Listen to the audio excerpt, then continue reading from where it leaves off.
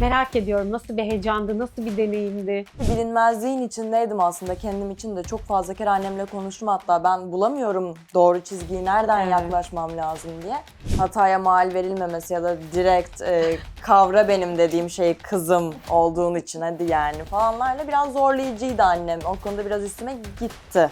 11 yaşına bile girmemişti. Evet. Gişecilikten başladı, sahne Evet. amirliğine atladı, okuldan tiyatroya geldi. Küçüklüğünden beri babanın isminin kullanılması en hoşlanmadığı şeydir. 3 hafta kalıyordu, bir ay kalıyordu dönmemize o tatile. Biz onun heyecanıyla o 3 haftayı geçirebilir, yaşanabilir kılıyorduk. Nerede kalıyoruz, nereye gidiyoruz, neyin mücadelesini veriyoruzu, Evet. gitgellerimizi çok iyi anlatıyor. Bunlar olduğum anda kapadım zaten. Bu eseri koymamız gerekiyor. Çoğu çıksa yer altından bu martıyı görse derdi ki ben zaten bunu anlatmak istemiştim. Evet. Batı iyidir. Batıya gidin. Batıya çevrilin. Batıya bakın. Batı en iyisini Batı yapar. Batı yönümüz hep Batıya. Yani bu korkunç büyük bir baskı. Bizim tek kapitalimiz senin işkenceci olman baba diyor. Yoksa gençler tamamen başka bir mesele olarak mı bakıyorlar bu sınır meselesine? Bizi almak gibi bir problemimiz Evet. var. Tiyatro kendi bacağına çok sıkıyor. Sanat için olduğu için sanat halk için oluyor. Hayalini kurduğun bir şey var mı? Hani? Altın kelebek Senin demek. altın kelebek mutlu etmiyor çocuğum. Gidiyorsun kana.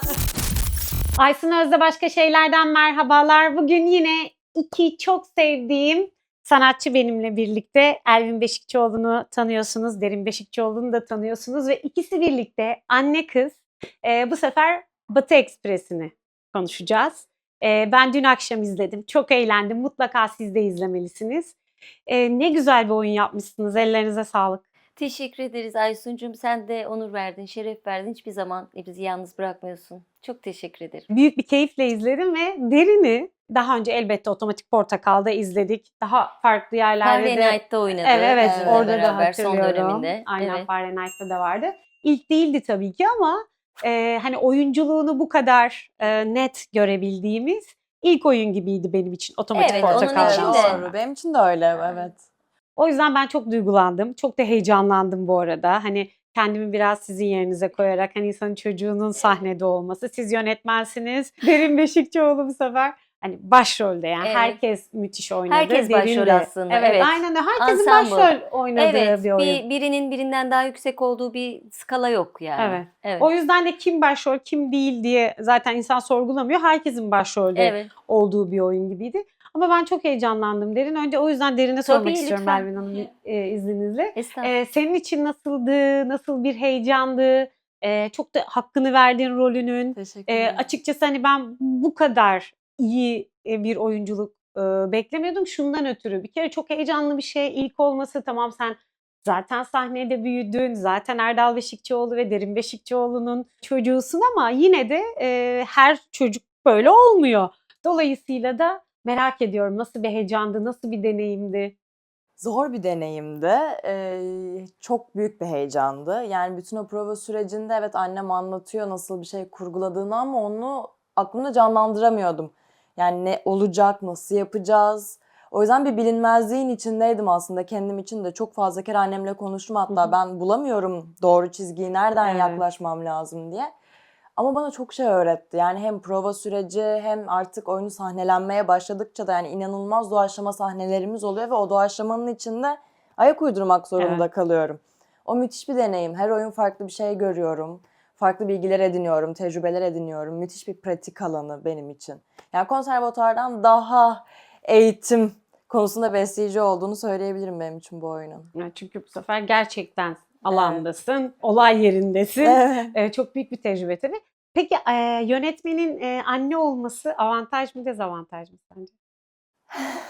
Ne diyeyim anne? Ne istiyorsun onu söyle. Avantaj aslında bir yerde, çünkü kendimi rahat bırakabildiğim, işte güvende hissettiğim biriyle çalışmak hep bir avantaj. Ama onun dışında tabii dezavantajlı olduğu taraflar da vardı. Yani hiç hataya mal verilmemesi ya da direkt kavra benim dediğim şey kızım olduğun için hadi yani falanlarla biraz zorlayıcıydı annem. O konuda biraz üstüme gitti. Yani. Anneler gider değil Ya mi? elbette, Evet. tabii ki. O yüzden Ama hep zordu. çocukların iyiliği için. Tabii. Evet. Aynen.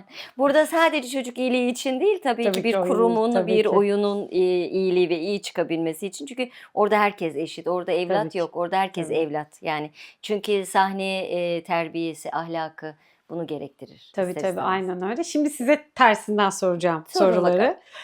Neticede yıllardır zaten yönetmenlik yapıyorsunuz. İlk defa Erdal Bey yok bir oyunda, onu soracağım. Evet, Ama tamam. tabii insanın çocuğunun sahnede olması, hani çok profesyonelsiniz, orada herkes eşit ama işin bir tarafı da var ki orada hem yönetmensiniz hem de bir taraftan da geri planda bir annelik de var. Evet. Bunu idare etmek kolay mıydı? Yani benim için kolaydı çünkü yani onu gerçekten evladım olarak görmedim. Evet. Profesyonel bir oyuncu olarak gördüm. Dediği şey doğru ama şöyle bir şey oluyor, tahammül onda daha kısa bende. Hımm. Tabii. Çünkü yıllardır bizimle beraber olduğu için hani benim düşünce anlayışım beni daha çabuk kavrar ve daha çabuk yapar diye Hı düşünüyorsunuz ya hı. da onu bekliyorsunuz. O aynı şeyde gelmediği zaman ya da bir şeylere daha kafam kurulduğu zaman biraz o tarafa doğru meylederek anlatma girişimleri olmadı değil, oldu. Ama genellikle çok uyumlu çalıştık. O da çok güzel çalıştı gerçekten. Bütün ekip de çok uyumlu çalıştı. Evet. Bir de tüm ekiple de çok uzun süredir birlikte Tabii derin. ki. Yani yıllardır Evet. aynı Tatbikat oyuncuları evet, artık. tatbikat Evet. oyuncuları. Derin de içlerinden biri ama herkes de Duygu öyle de. Fadik de Ay Fadik çok duygulandı canım galadaydı. benim. O da Evet. çok küçüklüğünden Evet, derindi. Onu evet. o bugün yazmış. Evet. O da duygulu bir şey.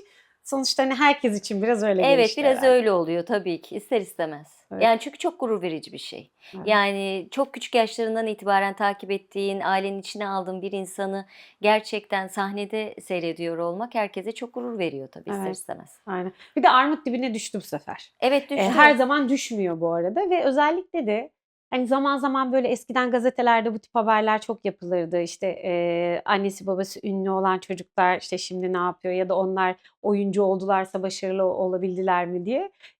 Her zaman aynı şey olmuyor. Belki de sen bunu çok derinden hissettiğin için gerçekten kumaşın zaten oyuncu olarak doğmuşsun. Herkes öyle doğmuyor. Sen çok yeteneklisin bir kere. Bir de Teşekkür eğitimini de ederim. aldın. Yurt dışında eğitim aldın. Burada zaten tatbikatta doğduğundan beri eğitiliyorsun bir taraftan da. Biraz öyle oldu. Tatbikatta biraz hunharca kullanmış olabiliriz. Evet. Derin 11'i daha yeniydi yani. 11 yaşına bile girmemişti. Evet. Gişecilikten başladı, sahne Evet. amirliğine atladı. Okuldan tiyatroya geldi, teşrifat yaptı, arkaları topladı. Sonra Voizek Masalı'nın İstanbul'daki şeyinde oynadı. Sonra tatbikatta Bernard Alba'nın evinde oynadı. Ondan sonra yurt dışına gitti. Hı hı. Özellikle gitmek istedi. Çünkü burada bize şey dedi, hak verdik. Yetenekli olduğunu biliyorduk ama Hı. herkes kendi yetenek yolculuğunda yalnız. Evet. Kendi keşiflerinde yalnız. Bir şey de diyemezsiniz. Ben dedi burada bir konservatuar kazanırsam sizin sayenizde mi girdim? Yoksa ben kendi yeteneğimle mi girdim bilemeyeceğim. O yüzden ben o tarafa gideyim. Bir kendimi keşfedeyim. Alabiliyorsam da kendim alayım. Öyle geleyim dedi. Biz de hak verdik. Hala da o yolculuğuna kendi devam ediyor. Evet. Küçüklüğünden beri babanın isminin kullanılması en hoşlanmadığı şeydir. Evet. Kendini asla öyle tanıtmaz. Asla öyle lanse etmez. Bakalım. İnşallah her şey istediği gibi olsun. Evet. Hepsinin, tüm Evet, evet, evlatların. tüm çocukların Evet. tabii ki. Ama senin için de bu zor tarafları da var. İşte Tabii tüm ki. verdiğin mücadele de bu. Yani sen Beşikçioğlu soyadından bağımsız önce derin olarak var Aynen olmak öyle. ve öyle ilerlemek istiyorsun. Yani dediğin gibi burada hakkınla ki konservatörü çok rahat kazanırdın ama öyle algılanır diye yeni bir macera ve zor olanı tercih edip bir de yurt dışına gidiyorsun ama tüm bu kararları vermek ve tüm bunların içinde debelenmek kolay da değil derin ya. Neler yaşamışsın? Hiç kolay değil. Yani beni psikolojik olarak çok yordu. Hı hı. Yani bu 4 yıl Fransa'da geçirdiğim Hı o hı. kendini var etme aslında benim yaptığım kendimi kendime kanıtlamaydı. Evet. Yani çünkü burada hiçbir şey anlayamazdım yani. Ben de annemler de bana ne kadar yeteneklisin dese bile sonuçta kızlarıyım yani. Evet. Ay sende hiçbir şey yokmuş diyemezler bana diye düşünüyordum. O yüzden gidip Aslında bir kanal Ama derlerdi. annesi benim. Çok iyi Annem bilmesi derdi. gerekirdi. Çünkü ben gerçekten hiçbir zaman tutabilen bir insan değilim. Aynen. Evet. Annem diyebilirdi ama ben yine de hani ne bileyim bir kendimi kanıtlayayım, bir görelim bakalım ne oluyor. Güzel de geçti aslında. Zordu. Yani gurbet hiçbir zaman kolay olan bir şey değil bir yerde. Tabii ki. Hep buraya karşı bir özlem var. O yüzden bu oyunun da en çok sevdiğim kısmı bu zaten. Hep o dönüş yolculuğu, o dönme Evet, kelimesi. evet. Hani gerçekten öyle yaşadık yani. 3 hafta kalıyordu, bir ay kalıyordu dönmemize o tatile. Biz onun heyecanıyla o 3 haftayı geçirebilir, yaşanabilir kılıyorduk kendi kafamızda. Zordu. Yani bazısı çok mutlu olur Fransa'da işte yaşamaktan, okumaktan. Ben hep o dönüşte kaldım. Orayı yaşamaktansa sonra da döndüm çok şükür, çok Evet. mutluyum. Şimdi tamamen Tamamen İstanbul'dasın İstanbul'dayım. ya da Ankara ya da Türkiye'desin diyeyim genel olarak. Aynen. Buraya odaklandın. Evet. Oyunlara odaklandım ve Batı Ekspresi de Doğu Ekspresi dememek için kendimi bu arada zor tutuyorum ya da Şarkı Ekspresi dememek için. Zaten tam da bu. Evet, Olay da bu. evet. Yani Şarkı Ekspresi değil, Batı Ekspresi. Çünkü bir göçmen hikayesi anlatılıyor ve aslında o kadar güzel de tarif ettin ki hani sen Fransa'da okurken de sürekli buraya bir dönüş hikayen vardı ve gitmelerin anlamı biraz da dönüşlerde. Evet. Ve ben oyun boyunca da hem biraz senin açından da baktım. Fransa'da okuyor. Sürekli aslında gidip geliyor ve hani burada bir şeyler yapacağını biliyordum zaten. Hani buraya döneceksin ve günün sonunda çünkü burada gerçekten tatbikat sahnesi Türkiye'nin en önemli sahnelerinden, en önemli tiyatro kurumlarından biri ve yıllardır biz nefis oyunlar Umarım bu da eksik izliyoruz. kalmamıştır. Dört dörtlük hepsi ve çok da keyif alarak izliyorum. İstanbul'da var olmanız da bizim için çok kıymetli. Hani buraya da çok sık geliyorsunuz. Hatta bir ara daha çok buradaydınız. Evet, Ama evet. inşallah gelecek Evet, sezonlarda geleceğiz. daha çok Evet, daha çok olacak inşallah. İstanbul'da. Çünkü İstanbul'da da güzel bir seyirci var. Ankara Evet. seyircisini tabii ki ayrı bir yere koyuyorum ve siz de Hep Ankara özeldir, evet. Ankara olsunuz seyircisi. zaten o başka bir şey. Ama bu derinin gidişlerini, gelişlerini, ülkenin içinde olduğu durum, göçmen meselesi ve hala da onları konuşuyoruz. Bütün gündem aslında yine evet Suriye'de savaş bitti, dönecekler mi, tekrar geriye göç olacak mı, olmayacak mı? Ama işte göç etmek o kadar kolay değil. Tabii ki o kadar büyük insan kitlesi geri dönmesi beklenmiyor. Tüm bunların içinde konuşurken de tam aslında da Batı Ekspresi gündemi yine Evet. yakalayan bir şey. Ki göç meselesi herhalde her zaman gündemimizde Hiç olacak. bitmeyecek herhalde. Dünya var Bunu olduğu sürece. seçmenizde de mesela bu oyunu seçmenizde de en büyük etken bu muydu? Yani sürekli içinde debelendiğimiz bir konu ya göçmenlik meselesi ve hepimizin içerisinde de bir göçmen var. Yani Derin'in baba tarafından Arnavut olduğunu biliyorum. Orada bir aslında bir göçmen. Hepimizin Evet, genlerinde bizde genetik olarak. Kavala mesela mübadele zamanı. Onlar Arnavutluk'tan geçerken benim sülalemde bir de anne baba da iki sülalede İkisi birden. Kavala'dan Evet. göçüyorlar. Evet. Benim de öyle Selanik var, Tabii. Yani Bulgaristan var. Hepimizde Türkiye'de var. zaten göçmen olmayan acaba var mı diye bazen merak ediyorum. Yani gerçekten öyle. Herkes bir göç etmiş yani. Hep bir atalarımızdan, genlerimizden kodlu bir göç hikayemiz var. Var. Hatta ben şimdi konuyu tekrar getireceğim ama tüm bu Anadolu'yu yani 1071'de yani Tabii. resmi rakamlara göre 1071'de kabul ettiğimiz Anadolu'yu ama o göçmenlik genlerimiz çok baskın olduğu için mi acaba bu kadar hor kullanıyoruz memleketimizi diye Evet. düşünüyorum. Hani sanki burayı Bir biz oturamadık sanki değil mi? oturmayacakmışız gibi. Hani burada devam etmeyecekmişiz Evet. gibi ya da burada kendi ailelerimiz, sülalemiz işte Evet. geleceğimiz burada hayatına devam etmeyecekmişçesine hor kullanıyoruz. Öyle. Yakıp yıkıyoruz, istila ediyoruz. Hala o istilacı ruhuyla yaşıyoruz gibi geliyor bana. Evet. Başka oysa yok yani. Burası bizim Tek hani vatan bu. tek vatan bu ve ağaç bizim, su bizim, doğa bizim Aynen. ama öyle kullanmıyoruz. Dolayısıyla da hani ben göç meselesinin işte o yüzden hani 100 yıl, 1000 yıllardır bir konu olduğunu düşünüyorum. Ve Batı Ekspresi de aslında hani nerede kalıyoruz, nereye gidiyoruz, neyin mücadelesini veriyoruzu Evet. gitgellerimizi çok iyi anlatıyor. Çok, çok iyi anlatan bir metindi zaten. Önüme düştüğünde de öyle. Evlerle başlayıp evlerin boşluğuyla yani metni yarısına kadar neredeyse o evleri ev olarak görmediğin çok enteresan. Evet. Yani insanlaştırılmış yapılar ve insan olarak görüyorsun. Oyunun neredeyse ortasında bunlar ev olduğum anda kapadım zaten.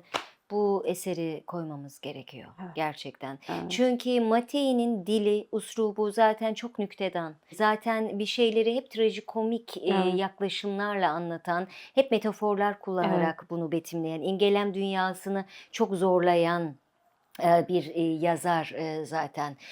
Bu eseri de diğer eserlerin içinde bence en zor olanıydı. Çünkü çok karmaşıktı. Çok fazla epizod vardı. Çok uzun bir eserdi. Hı hı. Ve evet tek bir noktayının içindeki katmanlı pek çok noktayı anlatıyor bu epizodlar ama çok bağımsızlar. Onları bağlayan tek şey evler, o yoksunluk Evet, duygusu. evet. Yani bütün epizodlar o evler aracılığıyla bağlanarak ilerliyor ve gerçekten sizi sanki bir tren rayı döşemiş Matei. O tren rayının üstünde bir oraya bakarak seyrederek, bir burayı bakıp seyrederek, bir orayı bakıp seyrederek sizi o yolculuğa getiriyor. İyi, hoş, tamam çok güzel bir yolculuk da Evet. bu nasıl bütünlenecek? Yani bu değil bir eylemde, bir şeyde nasıl hep beraber bir bütün olarak anlatılacak? İşte orada her zaman tatbikatın yaptığı, bizim varoluşumuzdan beri Hı hı. yaptığımız, ne için yapıyorum bunu? Konum ne? Ne anlatmak istiyorum? Neyin üstüne düşmek istiyorum? Tamam ondan gerisi teferruat. Evet. Safhası başladı. Teferruatları çek. Teferruat olan her şeyi at. Sadeleştir, düzelt, bağla, yeniden kombinle, yeniden bir kurguyu onun şeyinde yap ve bu yolda ilerle. Zaten biz Erdal'la hep böyle Evet. çalıştık. Yani burada bir Erdal'ın o noktada bir eksikliği olmadığı Hı için hı. yani zaten biz ikimiz böyle. Burada Erdal'ın eksikliği şöyle bir şeye ortak karar verip yani mesela bir eseri ortak okuyup karar vermek gibi. Evet. Önce ben okurdum, sonra o okurdu. Okey. Sonra o dramaturji çalışırdı. Sonra ben dramaturji. Sonra eksikler ortaya çıkardı. Kavgalar başlardı. O senin dediğin gibi olmaz, bu senin dediğin gibi olur, olmaz. Sonra o sahnede aynı şekilde bazen birimizin geri çekilmesi, kendi fikrini geri çekmesi, onun fikrini büyütmesi. Evet. Bazen birinin tamam sen haklıymışsın hadi buna geri rücu edelim demesiyle beraber şekillenirdi. Şimdi burada bütün şekillendirmeyi her şeyiyle birebir ben üstlenmek durumunda kaldım. Aramızda bir paylaşım olmadı. Gerçi daha önce de ben Ankara Tatbikat Sahnesi'nde sadece benim yönetmenliğimde olan oyunlar yönettim, yönetmedim değil. Evet. Ama tabii ki bu zorlu bir oyundu. Zor bir mecraydı. Bir de 1,5 ayımız vardı. Çünkü ben Ağustos ayında gayet güzel tatil yapıyordum. Bu oyunu almıştım. Ama Eylül gibi Hı hı. başlamayı düşünüyordum. Bir anda Mustafa Avkıran ve Övül Avkıran beni Evet. aradı. Elvin'cim Kent Fest'te oyunu ne zaman sahneliyorsun deyince nasıl oldu o ya dedim ne nasıl biz tatbikat yok orada. Hayır Elvin'cim aldık ya. Sen onlar kendi kendilerine gayet güzel konuşmuşlar. Mustafa da övüldü Erdal da. Program dahilinde almış ama bunu Sizin haberiniz yok. ben bilmiyorum. Elbette öğrendim. Ve öğrenmeyle tatili bitirmem, toplamam, Evet. herkese tekstleri takır takır takır takır göndermem. 10 güne yakın benim kendi içimde çalışmam veya neredeyse 1,5 ayda işte Utar Bey Amerika'da yaşıyor. Müzikleri yapması için Evet. onunla anlaşmamız, her gün yapılan Zoom toplantıları, her gün oyuncularla beraber yapılan provalar derken oyun ortaya çıktı. Evet. Ve ellerinize sağlık. Çok teşekkür ederiz. Kolay bir oyun değil. Zor Kolay bir oyun. olmayan bir oyunu ama siz özellikle de Türk izleyicisi için, bizler Evet. için çok daha izlenebilir. Bence çok daha keyifli bir hale Evet. getirmişsiniz. Sahnedeki zaten biz bu arada Matei Wisniewski Nina'da da Nina'nın yazarıdır. Nina'nın içi doldurulmuş evet, martılarda evet, evet. evet. Oradan da Tanıdık geldi doğru. evet, tanıdık Çünkü geldi. özel bir yazar. Mesela orada da Evet. öyle. Çehov Martı'yı almış. Bence Çehov çıksa yer altından bu Martı'yı görse derdi ki ben zaten bunu anlatmak istemiştim. Yani tam özü. Evet. Yani tam aslında ne anlatmak istediyse onu o kadar güzel yakalayıp o kadar şahane bir uslup yine böyle nüktedan, Çok nüktedan, kara evet. mizahı çok güzel kullanarak o kadar güzel anlatmıştı ki yani herkes Martı'yı okumasa Martı'yı anlayabilir o eserle. Evet, evet, kesinlikle. Evet öyle bir Kesinlikle yapısı var öyle. gerçekten. Aynen. Çok büyük bir yazar. Oradan hatta ben oyunun yazarı kimdi diye baktığımda Matei'yi görünce Bir bağ dedim oluştu. evet biz Nina'da içi doldurulmuş Seviyoruz. martılarda da izlemiştik ve seviyoruz. Evet, tatbikatı o da çok seviyor. Biz de onu çok seviyoruz. Çevirmenimiz Burak Bey'i seviyoruz. O da çok güzel çeviriyor gerçekten. Matei Bey de ona çok çok güveniyor hakikaten. Hep beraber güzel bir şey oluştu. Şimdi zaten Matei Vişneyek bizi Romanya'daki Matei Vişneyek Festivali'ne davet etti bu Aa. oyunumuzda. Nine'yi de davet etmişti ama pandemiden dolayı gidememiştik. Vişneyek'te mi okunuyor soyadı? Matei Vişneyek, Vişneyek. evet. Şimdi inşallah önümüzde bir festival yani Romanya'mız var ileriki Aa. zamanlarda. Ne güzel. Turneye de bir şekilde. Yani tabii göç meselesi çok kapsamlı bir mesele olduğu için aslında Evet. bu eseri Avrupa'da çok oynamak isterim. Çok kendilerinden bulacakları, özdeşleşecekleri çok fazla şey var ama illa ki hepimizin ailesinde bir göç mevzu var. En temelde bile var. Var. O yüzden bunu hissetmememiz zaten hiçbir yerde mümkün değil. Evet. O yüzden de çok kendimizle yüzleştiğimiz Evet. bir özellikle de o binaların ben de önce binaların konuştuğunu anlamadım. Anlamıyorsun bir Bir yere süre. kadar anladım çünkü o insan da olabilir. Tabii tabii. Çünkü aynı şeyi hissediyorlar insanla binalar. Dolayısıyla sonradan anladığımda ben de işte O evet falan işte, Evet, o o zaman çok aydınlanmaya başlıyor güzel insan. bir şey, vurucu ve Evet. gizemli kalıyor bir yere kadar ve onu öğrendiğinde tüylerin diken diken oluyor Evet. gerçekten. Yani hakikaten anlıyorsun o duyguyu, içinde hissediyorsun. Ve sanki oyunda o binaların yalnızlığı işte göç ediyorlar, Avrupa'da çalışıyorlar. Sonra kendi ülkelerinde kendilerine ev yaptırıyorlar ama o evler sürekli boş. Ağustos ayında bir kere Oturamıyorlar. geliyorlar. Şey zannediyor sanki hani bizim ülkemizde işte Almanya'ya göç etmiş ya da Hollanda'ya göç etmiş, Avrupa'ya göç Evet. etmiş. Bizim insanımızın durumu gibi görüyor. Oysa Rumen kökenli bir Yo, yazar ve tabii. aslında hemen hemen her yerde Tabii olduğu onlar da görüyoruz. İtalya'ya, Evet. Torino'ya. Çok fazla Torino vardı, çok fazla İtalya vardı. Hı hı. Çünkü Vişnet kendi yolculuğunu Evet. anlatıyor. O da çok büyük bir gazeteci, çok büyük bir akademisyen Hı hı. ve kendi ülkesinde yaşayamadı ve bu tür siyasi şeylerden Hı Fransa'da hı. yaşadı ve kendi göç hikayesini ve ülkesinin yaşadıklarını kendi perspektifinden anlattığı bir hikaye. Ama çok fazla Torino, çok fazla İtalya olunca biz bağ kuramayacaktık Evet. eserle. Yani bizim bağ kurabilmemiz için bunun birazcık evrenselleşmesi, Evet. biraz bize dair olması, bize dönük olması lazımdı. Oralarda çeşitli ve çokça dokunuşlar oldu, değiştirmeler oldu, yaklaşmalar Hı hı. oldu ve o çerçevede ele aldık daha çok evrensel olup da bizim de bağ kurabilmemiz için Evet. bununla. Evet. Derin, senin için yani oyunda evet oynamak çok güzel, çok da senin rolün de çok keyifli bir rol bu arada, çok da eğlenceli. Ama sen şimdi 4 yılda Hı Fransa'da hı. yaşamış bir Türk genci olarak Evet. oyuna hani dışarıdan baktığında da bu göç meselesi ve ne bileyim oyun oraya gittiğinde göreceği ilgi, tüm bunları nasıl görüyorsun, nasıl değerlendiriyorsun? Ben valla oyunun Avrupa'da oynanması gerektiğini çok düşünüyorum. Arkasında da duruyorum. Yani net bir şekilde Almanya, Fransa bu tarz fazla göç alan yerlere gitmesi gereken bir şey. Hı hı. Yani bu mesela ben okurken böyle bir oyun gelmiş olsaydı Evet. çok mutlu olurdum. Çünkü gerçekten Oturur hüngür hüngür okurken ağlardı. evet ve sonra da dönerdim yüksek ihtimalle. Yani birinin elimden tutup bana şey demesine çok ihtiyacım vardı. Yalnız değilsin. Evet. Bak hepimiz bunu Yaşıyoruz. yaşıyoruz ve bu normal böyle yani. Bu Evet. yalnız kalacaksın biraz ve kendi ayaklarının üstünde durmayı öğreneceksin. Ama kimse bunu demedi.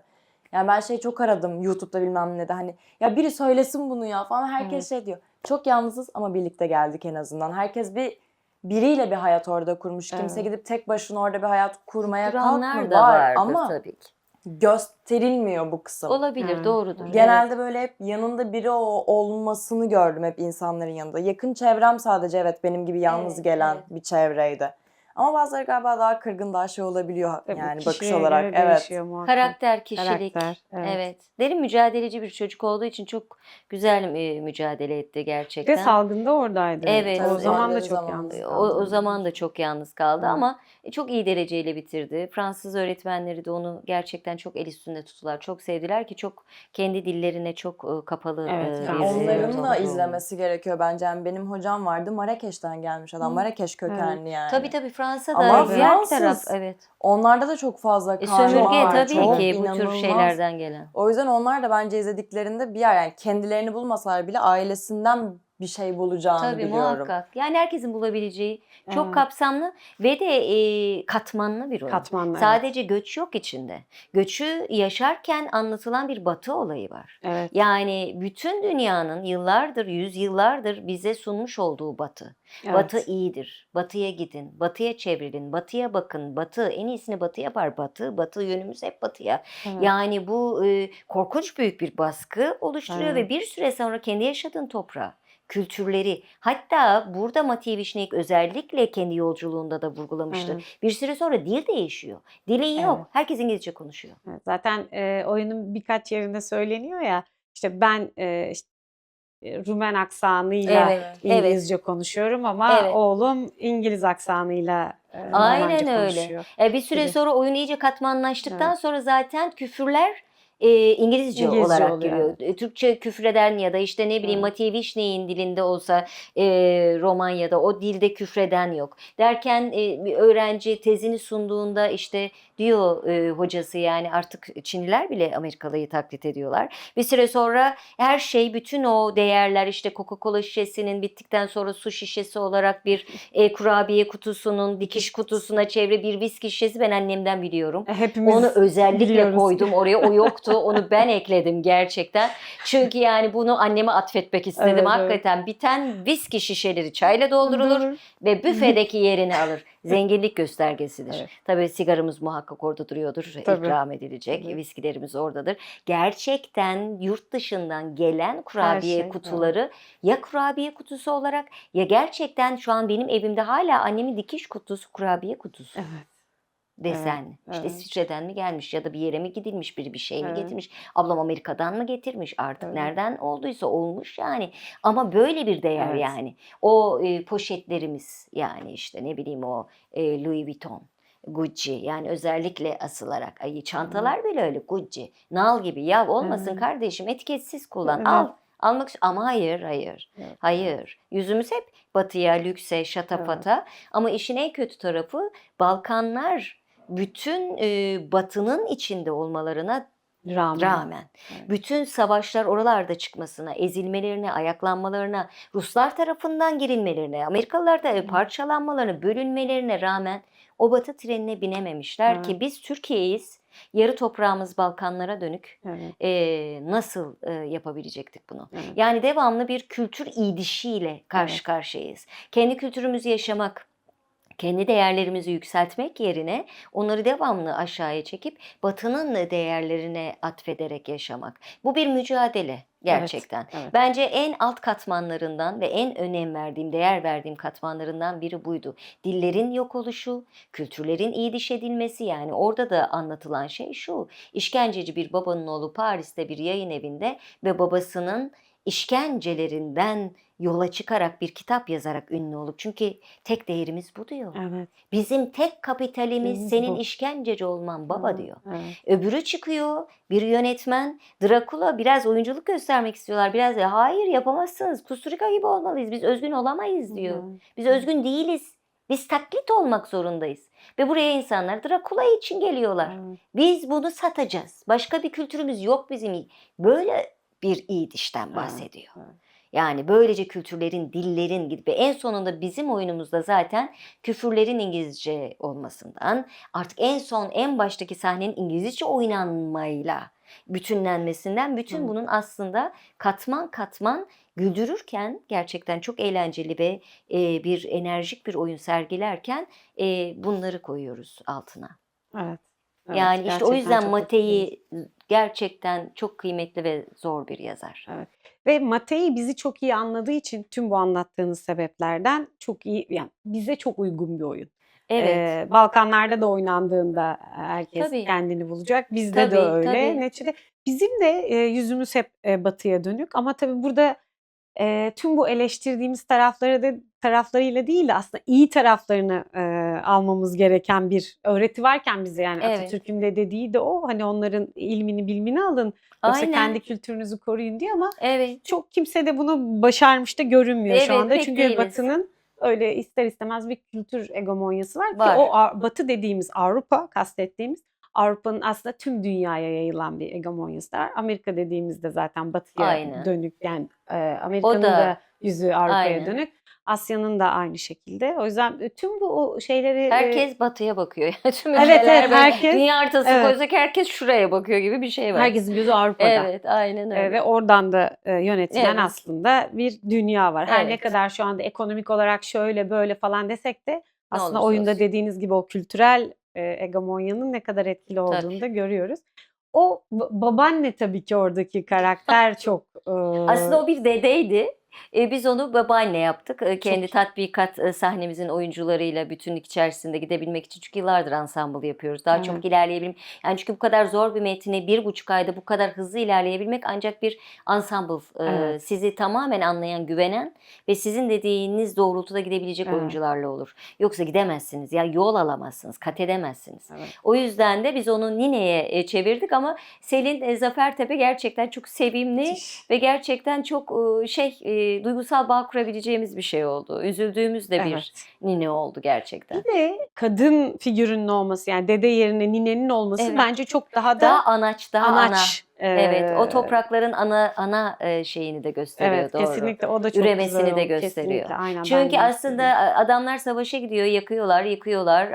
Balkanlarda da adamlar gidiyorlar, savaşıyorlar Batı için. Ama bekleyen, şeyini gören, ceremesini çeken, Evet, sonradan sürünen, yapan, üreten, yenileyen hep kadın. evet. Çünkü hayatta kalan Evet, savaştan sonra hep evet, dezavantajlıdır. Yani evet. ölüp giden Bir yani şekilde gitmiştir gidiyor ama ama geride kalanlar da, ki toparlamak. özellikle Balkanlarda Marina Abramovic'in de çok etkileyici performansları var. O Balkanlarda Evet. yaşayan kadınların savaşlarla, ki yüzyıllardır daha düne kadar savaş var. Hala da Ukrayna'da Yani savaş var olmayacak zaten. diye bir şey yok zaten. Savaş dediğiniz şey bu korkunç devlet yani hükümet yani ülkelerin yöneticileri tarafından bir dudaklarının arasındaki bir saçma bir kıvılcıma bakıyor yani. Evet. Yani o yüzden mesela Macaristan işte gitmiş onu öldürmüş. İkinci Dünya Savaşı birbirlerine kardeş kardeşi hepsi akraba. Yani o onun kuzeni, öbürü onun kuzeni, Rusya kuzen, Almanya yeğen. Yani böyle o yüzden bir anda böyle bir şey küt diye çıkıveriyor işte. Bak Ve nasıl Ukrayna oldu. İşte aynen. Suriye dibimizde. Biz zaten Evet. tam göbeğindeyiz. Göbeğinde. Şahane bir Evet. konumumuz Biz var. her şeyin Muhteşem. göbeğindeyiz. O tarafta bir şey olsa etkileniyoruz. Bu tarafta da bir şey olsa etkileniyoruz. Evet, gerçekten öyle. Yani. Babaanne karakteri de sürekli o Şark Ekspresi'ne binip, ki Evet. o Şark Ekspresi olarak görmek istemiyor zaten. Batı Batı Ekspresi. Çünkü Ekspresi. batıya gitmek istiyor. Ona binmek istiyor. O belki biniyor, binemiyor, oyun içerisinde onu izliyoruz zaten, o mücadeleyi. Binemiyor. Binemiyor, O evet. bir oyalama. Yani Evet. aslında geçen bir Batı Ekspresi de yok artık. Yok, evet. Yani bütün o nineyi devamlı o bir ritüel haline Evet, gelmiş. aynen Yani öyle. belli zamanlarda götürüyorlar, güya sesini yapıyorlar, güya onlara el sallıyor, o orada söyleniyor, onlar artık bıkmışlar, usanmışlar. Çünkü artık yaşayabilmek için bedenlerini satıyorlar. Evet, Bir maalesef. Çingene mahallesinin, topluluğunun içindeyiz. Çalıyorlar, çırpıyorlar, bedenlerini satıyorlar. Ve artık o kadar yoksunlaşmış bir Çingene dünyasının içindeyiz aslında. Aslında bu Çingene grubu bizi alıp bir yolculuğa çıkarıyor. Bu Çingene Evet. grubu akışkan halk oluyor. Önce göç akışkan halk olarak başlıyor. Sonra bu Çingene grubu bitmemiş evlere dönüşüyor. Sonra bu Çingene grubu çeşitli tiplerde karakterize etmeye çalışarak onları size bir olay örgüsünü anlatıyor. Ve en sonunda tekrar o toprakta Çingene oldukları zamanda işte ninenin gönlünü yapmak için hadi bin ya. Nereye gidelim? Haydi Fransa'ya gidelim yani. Evet. Böyle bir hayal dünyasında Evet. yaşıyorlar. Tüm bu sınır mücadelelerinin verildiği Sınır da var, evet. bu zamanda. Sınır orada da, yani oyunun bence en böyle tepeye çıktığı yerlerden Evet. bir tanesi oydu. Yıl olmuş 2024, işte yapay zeka konuşuyoruz, işte Neler Mars'a konuşuyoruz gidiyoruz, aslında? yok işte Biz gidemiyoruz. He, he. Dünya Biz bir o şekilde trene de yapıyor. binemiyoruz Biz yani. Biz Biz yine orada da o trene O treni binemeyeceğiz. çoktan kaçırdık. Aynen öyle. Batılılaşma treni gitti. Batılılaşma da gitti, Ay'a gitme de gitti. Ya Gitti. her şeyi bir kaçırıyoruz Evet. biz zaten. Tüm onları kafa yorarken dedim ki ya bu yaşta, ya bu zamanda çocuk gençler hani bize göre biraz daha farklı bir Evet. dünyaları var. Yani Tabii derinlerin ki, şimdi. tabii ki, tabii ki. Biz biraz daha hani eski kalıyoruz yavaş yavaş. Çünkü biz tam o kırılma noktasından Evet, önce evet. yaşadık biraz hani bu Evet. ülkede ve dünyada. Şimdi onlar o kırılma noktasının içine doğup yaşıyorlar. O yüzden ne kadar neyin farkındalar, biz neyin farkındayız bilemiyorum. Ama tüm bu sınır meselesi, tüm bu dünyadaki savaşlar, şimdi senin sanatçı yönün de var tabii ki. Ya bunlara sence gençler anlam veriyor mu, yoksa şimdi anneni ve babanı da biliyorsun, yani bizim nesli de biraz bildiğin için bizim baktığımız gibi mi? Yoksa gençler tamamen başka bir mesele olarak mı bakıyorlar bu sınır meselesine? Ne dersin? Yani şu an şu günümüzde vize almak gibi bir problemimiz Evet. var. Yani hani Çok ve acı. maalesef ki yani ben şu zamana kadar anam babam sağ olsun yeşil pasaportum vardı. Ondan Evet. sonra Fransa bana oturum verdi. Yani benim hiçbir vize problemim yoktu aslında. Şimdi Türkiye'ye dönmemle, çalışmaya başlamamla yeşil pasaport benim elimden bir güzel alındı Tabii. ve bordo pasaport geldi. Öyle olunca bu Hoş vize... geldin Hoş aramıza. Ve şey de gördüm, arkadaşlarımın bu vize için ne kadar didindiklerini. Ya işte 2 hafta çıkan var, bir hafta tabii, çıkan tabii. var. Yani bir haftada ne kadar acı değil mi? yapacaksın? Hiç çıkmayan var bu Hiç arada. çıkamıyor yani, o tarihi fixleyemiyor. Tabii. Ama herkes Ama Avrupa'ya sınırlar açık.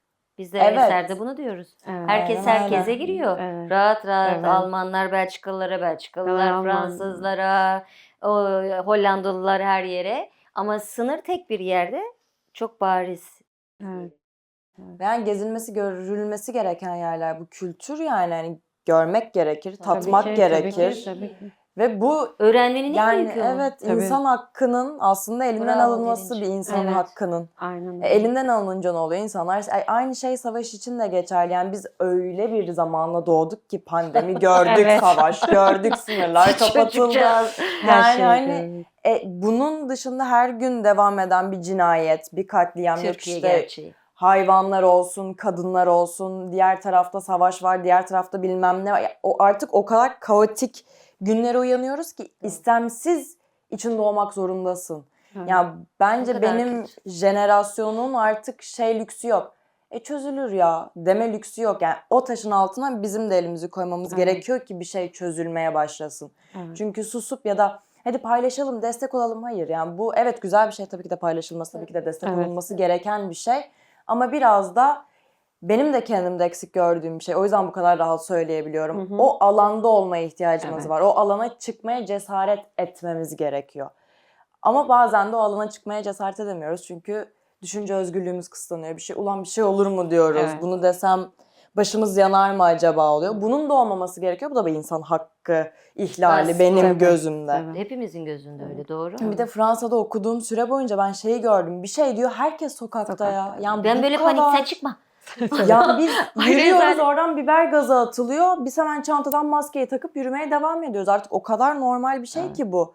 Yani Yani yürüyüş o, bir hak. Tabii öyle derste bir şey ki, onu diyorlar anlat yani. işte. Evet, hani çocukların şu saatler arası yürüyüş var. Çıkmak isteyen çıksın. Yok, yazılmayacak yani. Yani o kadar Kocalarla hak gidiyorduk veriyorlar. biz Çünkü yani demokratik yürüyüşe. bir hak Evet. olduğu için Evet, özgürsün evet. o Aynen noktada. öyle. İsteyen Hakkını istediğini istiyorsan. paylaşıyor, istediğini söylüyor. Hani belki değişmiyor sonuç. Yine aynı kalıyor. Ama yine de en azından o toplulukla yürümek bile bambaşka bir his aslında, onların Tabii, kendi tabii. içinde o haklarını savunabilmenin verdiği. Zaten Özgüven, mesele özgürlük. onu hissetmememiz üzerine kurulu. Aynen Evet. öyle. Yani sadece 1 Mayıs'ın işçi bayramı olup tatil olmasıyla işçi bayramı kutlanmıyor. Gerçekten hani anayasal hakkın uygulanmasıyla Tabii, ilgili sorun var bizde tabii. maalesef. O Tabii. yüzden O ama yüzden evet. sen şimdi bence bu oyunla elini taşın altına koyuyorsun. Evet. Bir sanatçının hani Evet. En büyük yapabileceği yapabileceği şey bu zaten. Aynen öyle. Evet, Tiyatro biz hep onu sahnesinden gördük. seslenmiş oluyoruz Tabii. aslında insanlara. Yani zaten o yüzden tatbikat sahnesi de hiçbir zaman altı boş olan bir metne yürüyemedi, Evet. içinden gelemedi. Evet. Yani hep bir söyleyecek bir lafı ve çok keskin bir lafı ve hep o doğrultuya giden, Evet. yani metni de o doğrultuya sürükleyen, oraya götüren. Çünkü geri kalan her şey teferruat kalıyor. Görüyoruz ki o zaman metin demek istediğinden yoksunlaşıyor. Başka şeyler giriyor ve sen seyirci olarak dağılıyorsun ve tekrar o insanı o noktaya getirmekte de zorluk, ama ben bunu anlatmak istemiyorum, ama gelin Evet, ama artık evet. buraya olmuyor, gelemiyor, kafa oraya gidiyor, buraya Tabii. gidiyor, bilmem ne oluyor. Bizim tatbikat olarak tek yaptığımız şey, hedefini şaşırma, hedefini bul, koş, seyirciyi de götür. Evet.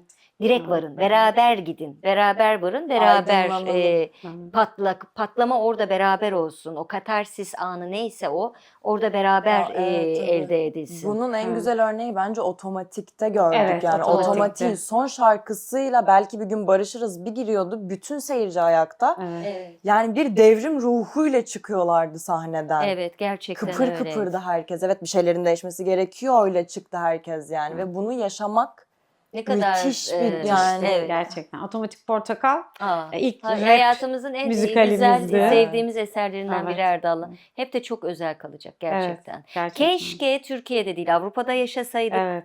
Keşke Erdal da ben de. Yani bunu işte bak yine Batı. Aynısını Yüzümüze diyecektim. yani. Hepimizin Ama yüzü. şöyle bir durum var.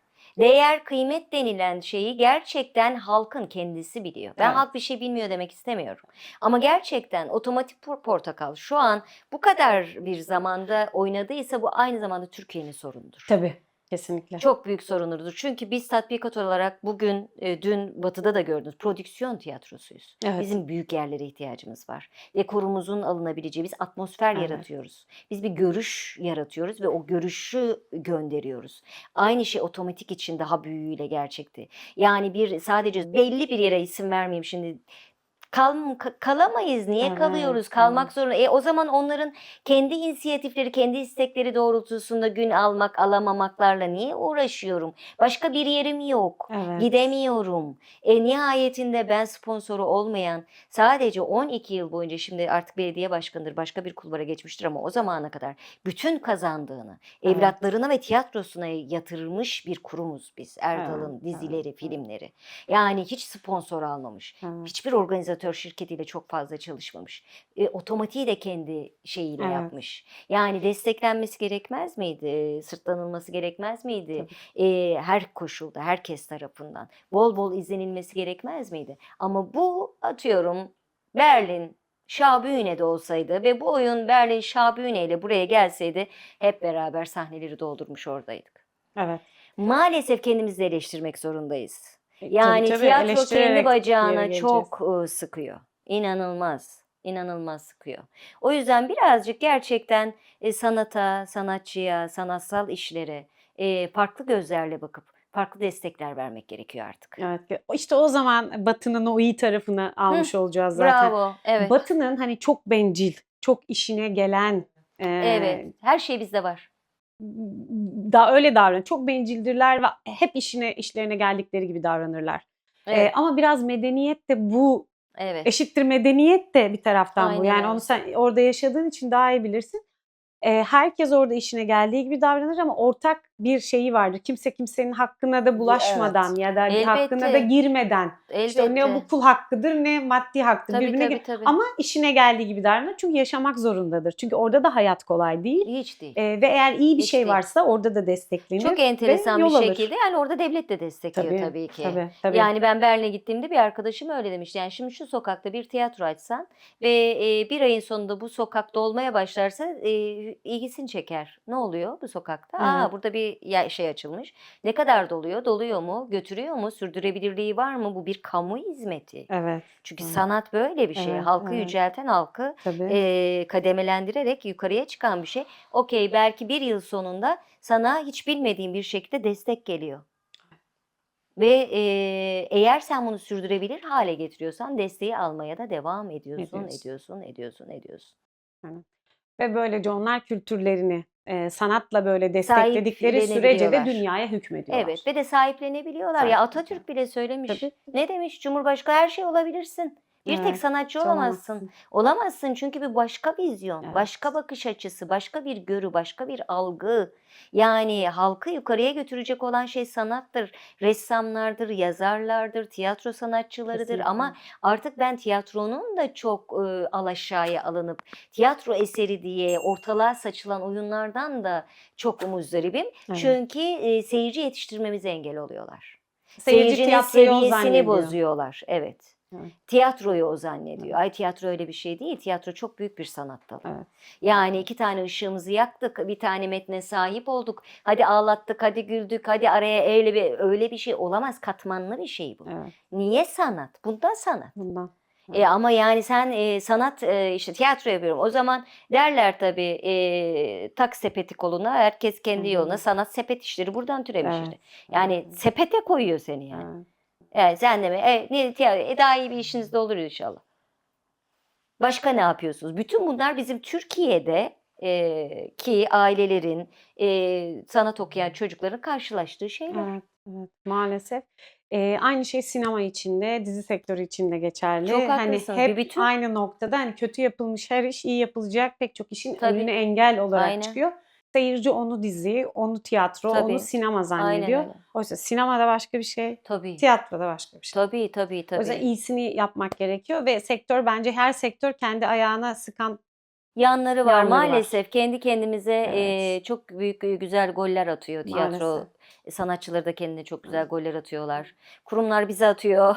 Evet, Yani bir aynen. şekilde bu bir döngü olduğu için bu böyle zincirleme Evet, gidiyor aynen. maalesef. Oysa işte yine hani yüzümüzü hep batıya dönüyoruz. Evet, Hepimizin evet, yüzü batı ya da kerteriz noktamız hep evet, batı ama işte bu noktaları bence kerteriz almalıyız. Yani evet, onların iyi yaptığı işte sanata verdikleri, evet. sanatçıya verdikleri önemli. O Bunlar sanatla önemli. kendilerini nasıl geliştirdikleri ve tüm dünyada hepimizi nasıl etki Tabii, altına aldıkları tabii. bunlar çok kıymetli. Son olarak şeyi de sormak istiyorum tabii. Niye hepimizin yüzü Avrupa'ya, yani batıdan kastımız Hı hı. Avrupa ama Tabii. Amerika dediğimizde hani batı değil Çok de büyük bir Avrupa. gerçek. Niye hani hepimiz Amerika'da batıya bakıyor, Asya'da batıya bakıyor, Evet. biz batıyı kerteriz alıyoruz? Tabii ki hani medeniyetin doğduğu yer diye tarif Medeniyet ederim. aslında Anadolu toprakları Evet, doğduğu yer. aynen Orası öyle. falan değil. Evet. Yani oradan Avrupa'ya gidenler de Anadolu'dan çıkma insanlar. Biz çok kadim toprakların üstündeyiz. Çok büyük bir halkız biz.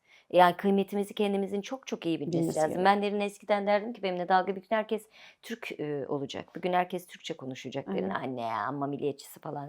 Milliyetçilikten değil. Yani bu çok kadim topraklardayız ya. Hepsinin geninde Anadolu'dan çıkan şeyler var. Herkes buradan yayılmış, Evet. buradan üremiş medeniyetler. Biz buralardan Tabii. yürümüşüz. Neden batıya bakıyoruz? İşte bu hegemonya. Evet. Başka hiçbir şey değil. Yani biz şu an doğuya bir kanadımız doğu tarafına sınır olarak her şeyle çok yakın olduğu için. Dolayısıyla zaten bizim kendi konumumuzdan ötürü hiçbir zaman bizi batılı olarak görmeyecekler. Bu bir maalesef. Yani bunu artık kabul Gittikçe de etmemiz. görmemeye başlıyorlar. Yeni işte anlattığınız bu vize sıkıntıları bütün Evet. bunlar ama tabii ben yeşil pasaportlu olduğum için Sen bilmezsin sıkıntıları şekerim, biz bilemiyorum. çekiyoruz O derin siz hepsini. insanların sorunları. Kızım da artık o gruba girdi. Ama şöyle bir ya biz de her dakika bir yerlere gittiğimiz yok yani. Evet, Var evet. da ne oluyor? Bütün Ama oralara. özgürlüğünün Ama olması özgürlüğün güzel. olduğunu Evet. bilmek Gitmesem de güzel. görmesem de yani bir Evet, evet. yeşil Gidebileceğini pasaportum biliyor. olsa Evet, özgür evet, hissederdim evet. kendimi.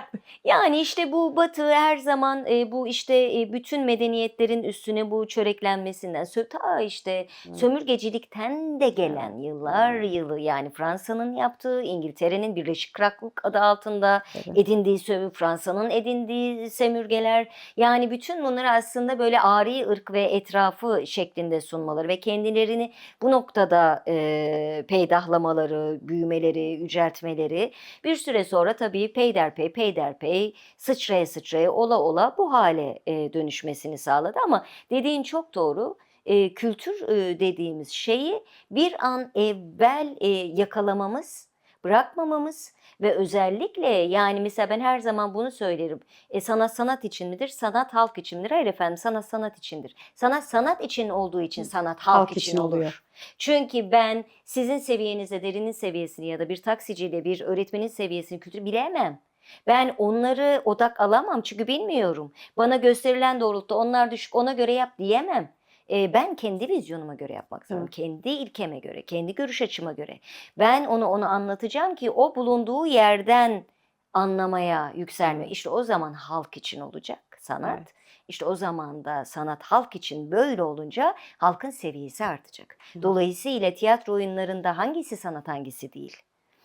Dizilerden hangisi vasat, hangisini izlemeliyime daha farklı gözle bakıp karar verecek. Evet. İster istemez insanların kendi ihtiyaçları, varoluşlarına dair gerçekleri ve düşünceleri de değişmeye başlayacak. Evet. Kendini daha iyi anlayacak, Yani daha biz iyi bu tarif edecek. batılılaşma trenine binemedik hayatım. Evet. Bu Batı Ekspresi hepimizin gözünün önünden bu duraklarda durmuyor. Evet, biz Durmuyor. hayalini kuruyoruz. Bu durmuyor. Binme Buradan hayalini. transit geçiyor. Geçiyor. Paris'te duruyor. Paris'te Londra'da duruyor, duruyor. Venedik'te duruyor Evet, mesela. Balkanlarda da durmuyor. Balkanlarda ve Türkiye'de transit geçiyor. Evet. Neyse belki derinlerin nesli durdurur treni. Ya nesille inşallah Umarım. yani umarım.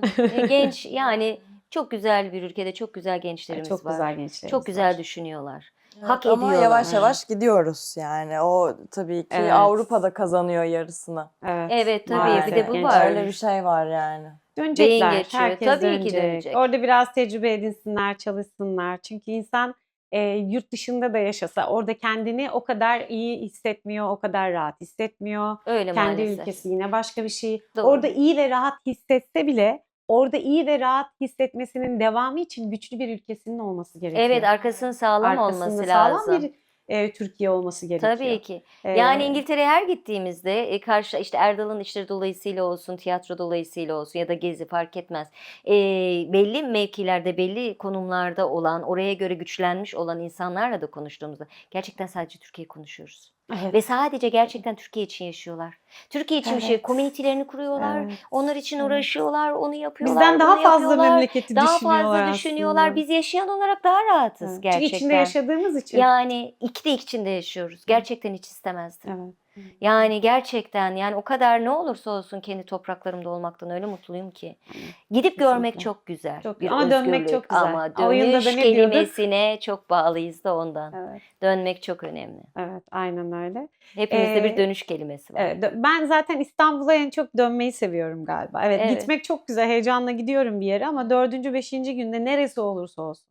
Yani Londra'da da Evet, olsa, hiç fark Paris'te etmiyor. olsa, Los Angeles'ta olsa 4. günden sonra hadi artık döneyim Kendi vatanım, kendi geçiyorum. toprağım, kendi insanım, Türkçem bir kere. Tabii, Yani aynen, kendi Türkçem. dilim. Ne kadar güzel bir dil. Aynen. O yüzden memleketimiz ayrı bir güzel ama çok daha güzel günler göreceğiz. Bir kere derini Göreceğiz. gördükçe ben onu hissediyorum. Tabii birçok gencimiz öyle. Aynen O yüzden öyle. çok umut verici gerçekten. Ve derin döndüğüne göre yani neticede Yani bir dönülüyor yerde O da ailesi gidiliyor da gibi bir dönülüyor. vatanperver. Evet.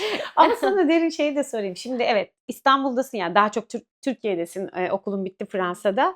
Nasıl devam edeceksin? Tiyatro devam edecek? Dizi olacak mı? Sinemaya nasıl bakıyorsun?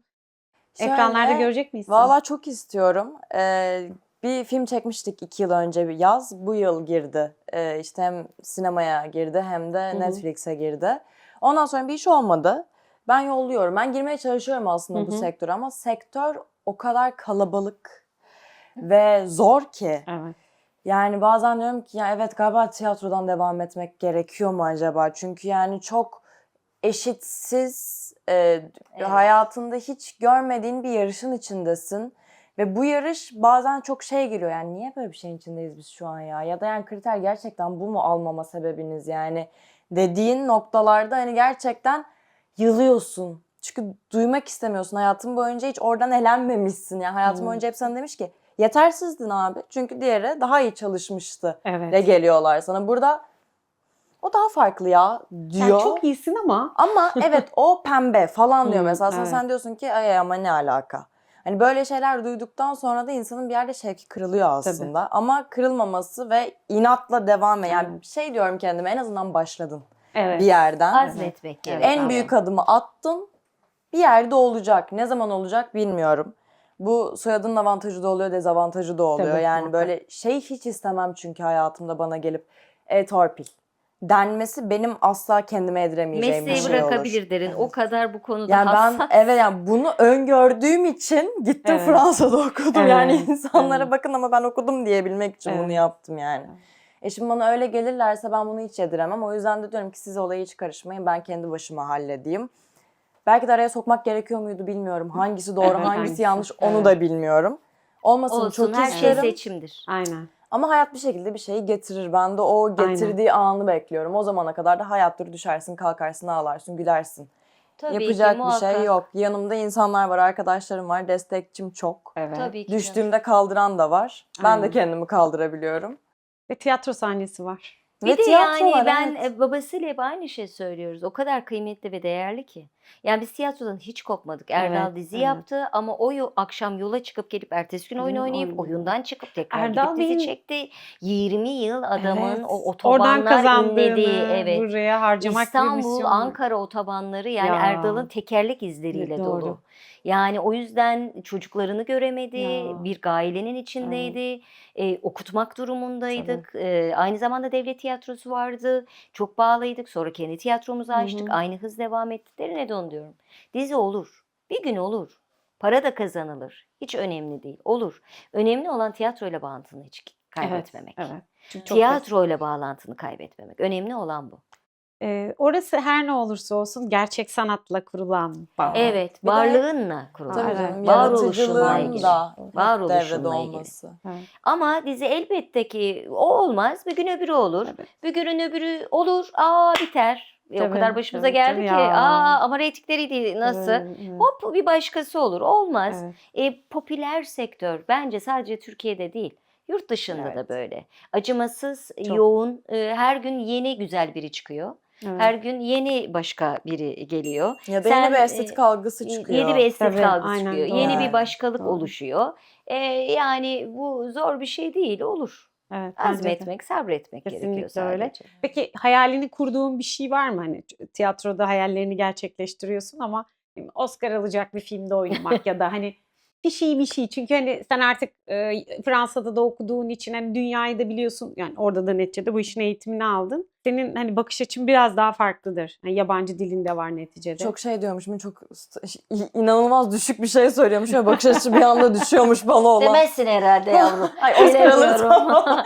Hayır. Tamamen attım ben Oscar'ı Hayır, da. ben şeyini biliyorum bir tek. Yani belli bir süre sonra yurt dışında bir menajerlik sistemiyle tabii ki çalışıp orada da şansını Denemek zorlamak. Yani Yani- Türkiye'ye dair değil sadece, dünyaya Evet, dair evet. olabilmeyi arzu ediyor ama tabii ki kimse ödül için yaşamıyor. Bizim Tabii ki. kızımız. Derinden Evet. hiçbir zaman ödül falan filan ama esprisini yapar. Kırmızı alda yürüyeceğim bir gün falan filan. Evet, Baba sen evet. arkamdan yürüyeceksin falan diye espriler Baba yaptı ödülü olur. sen bana ver falan. Babacığım seni kolumda kırmızı yağlıya Ya, götüreceğim evet. falan diye aralarında esprileşmeler olur yani. Bilmiyorum, o hayaller hem O- herkeste var yani, işte en iyi yerde olmak, ama o en iyi yer mümkün mü? Ya öyle bir şey var yani, bilmiyorum, bakacağız, hayat gösterecek. Evet. Sadece bir yerde sınırlı kalmak bana yetmez gibi geliyor. Yani daha Hı hı. iyisi varken, daha global olabilmek varken Ya. niye tek bir dilde, tek bir ülkede sınırlayayım kendimi?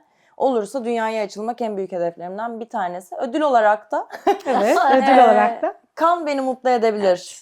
Çünkü Fransa'da Bence Evet, kan bence de. herkesi oradan mutlu böyle bir- edebilir. Evet. Kan bence de. Evet, Bağlantı, Altın Ayı, evet. Kan, bunlar Evet. Berlin. Bunlar Venedik. bir yönetmeni de bir oyuncuyu da gerçekten mutlu, haz duyabileceği şeyler. Evet. Sana dair değil annem ya. Bence. Evet, Emin vallahi ol, her olursa. oyuncu da var. Bence de Avrupa'daki bir festivalde. Bak batıya dönüyoruz. yine Evet, Batıya ne yaşıyorum. battı? Altın kelebek Senin demek. altın kelebek mutlu etmiyor çocuğum. Gidiyorsun Kana. Bak o kadar Batı Ekspresi'ni koyduk. Bunu Ama doğru, ilk anlatıyoruz, önce batı ülkede batı. var o. Tamam, o zaman ilk önce altın Ha, kelebek, önce sen- sonra Evet, kan evet. olsun. Öyle Altın öyle. kelebek mutlu etsin, altın portakal mutlu etsin. Evet. Nedir ya Altın o? koza mutlu Altın etsin. koza mutlu onları çok etsin. mutlu edebilir. Evet. Kendi altın değerlerimizdeki portakal ödüllerimize değil mi? Onlar da mutlu Ama işte etsin. globallikten Globallik, dolayı Tabii, geldik. tabii. Batılılaşma. Evet, evet. Yok, benim de gönlümde gerçekten senin için Cannes var, Venedik var, Berlin inşallah. Film Festivali. Dolayısıyla buralarda ödüller güzel Bütün olur. gençlerin Erdal için. Bey'i de koluna alırsın. Ha, bir de Annem de diğer koluna Avignon'da alırsın. bir oyun oynamak çok isterim Nerede mesela. pardon? Avignon'da. Ha, Avignon. Festivalde. Evet, o evet. gerçekten tatlı olabilir. Oynayan arkadaşlarımız var canım, ne kadar güzel. Evet. Yani Evet, dilemeyecek bir evet. şey değil. Tabii, tabii. Biraz para olması gerekiyor. Avignon kendi şey yapmadığı için hani para vermek gerekiyor sadece. Evet. Hani Küçük bir teferruat aman, halledilir. nedir canım? Allah aşkına. Bunu da sormadan geçemeyeceğim. Erdal Bey tabii ki çok da başarılı bir belediye başkanı. Ay, Onunla evet. da Kent Festivali nedeniyle Evet. Av Kıranlar'la birlikte Evet. röportaj yapmıştık. Peki sizin açınızdan ne değişti? Eşiniz ve yani zaten hani Türkiye'nin en sevdiği aktörlerden biri Evet, çok belediye yetenekli başkanı oldu. gerçekten. Sizin eşiniz, senin baban. Hani ailede neler değişti? Ne oldu? Nasıl Bizim gidiyor? aile hiçbir zaman Hiçbir değişmiyor şey. ya. Zaten göremiyorduk, yine Çok göre. sıkı çok sıkı bağlarla bağlıyız. Hem güven, hem Hı hı. dostluk, hem karı kocalık, hem çocuklar. Evet. Yani kimlikler sağlam. O yüzden bizim ailede bir şey değişmiyor. Aslında Derin'in dediği doğru. Çünkü biz hep göçebe yaşadık. Evet. Erdal hep çalıştı. Hep daha fazla ben gördüm. Çünkü ortak tiyatroyu hep biz yaptık. Evet. Çocuklar o zamanlar küçüktü. Biz Erdal'la hiç ayrılmadık. Evet. Yani hep beraber aynı yolda. Çok mütevazı bir insandır. Çok büyük Çok. sanatçıdır. Çok iyi bir belediye başkanı oldu. Çok vizyoner. Çok Çok. şanslı Eti Mesut ve aynı zamanda CHP'de bence çok şanslı. Erdal'a böyle bir belediye başkanı elde ettiği için Evet. CHP'den. Ben Kesinlikle. çok gurur duyuyorum. Çocukları da çok gurur duyuyor. Her işte, her şekilde, her zaman arkasındayız. Ama bizde bir şey değişmedi. Aynı yalnızlığımızla Ama beni şey çok yolumuza mutlu devam ediyor. ediyoruz. Bazen böyle sokakta yürürken de aile ailecek bir yere yemeğe gittiğimizde insanlardan gelen tepkiler çok tatlı oluyor. Yani hiç böyle görmemiştik ya. Halktasınız çünkü. Evet, Halkın evet. Çünkü biz hiç hep içindesiniz. öyleydik. Evet. Sanatçıyken de Evet. öyleydik Doğru. çıktığımızda. Olması gereken de benim gözümde bu ve Evet. bunun garipseniyor olması aslında çok üzücü bir Erdal şey. aslında oyuncu ve dizilerdeki aldığı ünden dolayı gerçekten daha gergindi. Çünkü dışarıya çıktığı zaman o insanların ona o şeyini çok şey yapamıyordu. Yani her biriyle güzel diyalog kuruyordu ama Evet. dışarı çıkmak pek istemezdi. Evet. Evde gerçekten şimdi belediye başkanı olduktan sonra o kadar rahat ki halkın içinde halkla beraber ve Güzel. bunu onlarla beraber paylaşıyor. Biz de bu noktada daha mutluyuz.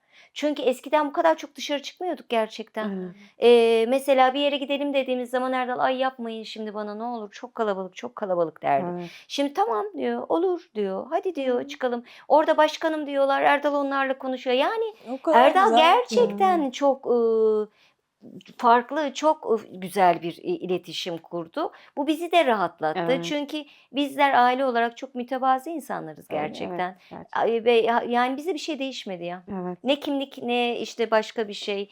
Aynı hayatımıza aynı kaldığı yerden Yalnız ama devam gururlu. ediyoruz.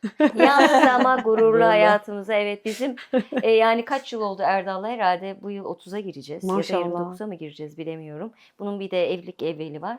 Yani o vakitten beri Evet. tiyatro yapıyoruz, deli gibi çalışıyoruz ve o vakitten beri derin olduktan sonra da benim dizi piyasasını bırakıp hadi Erdal'cığım sen yürü şu dizi piyasası dememle de zaten kendi yalnızlığımızda birlikte yaşıyoruz. Evet.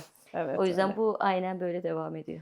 Çok teşekkürler bu keyifli sohbet için. Batı Ekspresi'nin de gişesi bol olsun, bol bol seyirciyle buluşsun. Hatta Balkanlara, Avrupa'ya da Gitsin. gitsin. Evet, başka bir Teşekkür trene ederiz. binip gitsin. Evet evet inşallah. Çok teşekkür ederiz davet ettiğin için ve bizi teşekkür ederiz. ağırladığın için. Çok sağ ol. Çok güzel bir sohbetti gerçekten. Benim için de öyle. Hani böyle tadından yenmez oldu bence de. Çok Oh, ne güzel güzel. konulara değindik. Tekrar görüşmek üzere. İnşallah. İnşallah. Evet görüşürüz sağ ol. Evet, Batı Ekspresi'ne İstanbul'a geldiğinde İstanbul'da zaten Ankara'da tatbikat sahnesinde oynuyor. 8 Ocak CKM Caddebostan Kültür Hı hı. Merkezi'nde yine Şubat ayında aynı şekilde Ankara'da Devam edecek. Batı Ekspresi'ni izlemeyi unutmayın. Programı izlediniz, yorum yapmayı, abone olmayı unutmayın lütfen. Görüşmek üzere.